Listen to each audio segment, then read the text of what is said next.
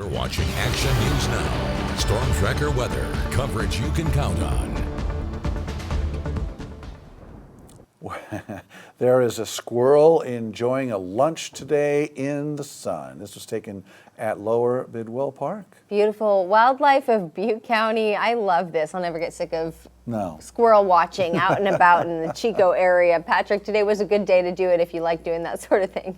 It was. We had some fog to start the day. The sun came out and it really felt like even warmer than winter here in Northern California. But tonight, with the sun now set, the fog will make its return. So here's what we have outside right now. This is the view from the Shasta Lake camera facing north. You can see a blurry view of Mount Shasta in the distance there. The stars are out, and with that clear sky, it means our temperatures are going to drop tonight. So here's what we're looking at when it comes to our headlines this evening. We'll have dense fog around this evening. Showers arrive tomorrow in the early afternoon hours, in some cases the late morning hours, but a wet pattern is settling in for this weekend. So we will have that clear sky around this evening. I'll get to the fog here in just a moment, but those clouds will fill in tonight or late tonight into tomorrow morning, mainly by 7 a.m., I think in the mid to upper levels of the atmosphere, and we'll eventually see some of the showers arrive. This will bring some little heavy patches indicated by the oranges and the yellows, but it's nothing like what we had last week in terms of our winter storms. The mountain travel is looking pretty good, and snow levels will be higher with this system, up to about 4,000 to 5,000 feet.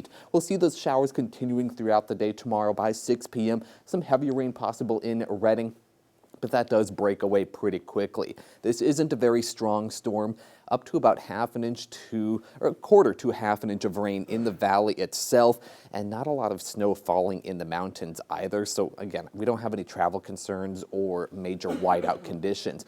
The main travel concern will come from the fog tomorrow morning. So the system isn't going to bring any travel problems, but the fog may. I think this model is underdoing how widespread the fog will be to start the day tomorrow, and patchy fog not out of the question tonight, especially now that the sun has set, developing in parts of the valley near some of those waterways and eventually expanding. That dense fog advisory begins at 10 p.m., lasts through 11 a.m. on Tuesday. So even to start your day, it will be some tough travel conditions in the valley itself as you make your way to work. So give some extra time on your way out the door. Upper 30s to around 40 degrees for lows this evening. Highs tomorrow, upper 40s to lower 50s. Once we see that rain move in, we're just not going to have a chance to really warm up. So overall, I think it'll be a rather gloomy day just because we're not going to have a chance to break down the fog.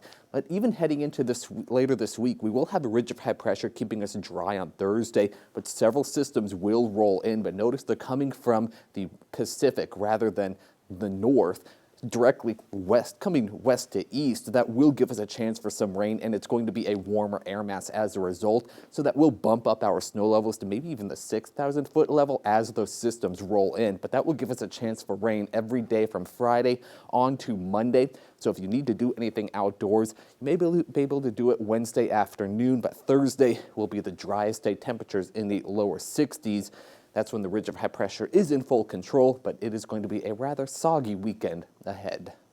All right, thanks, Patrick.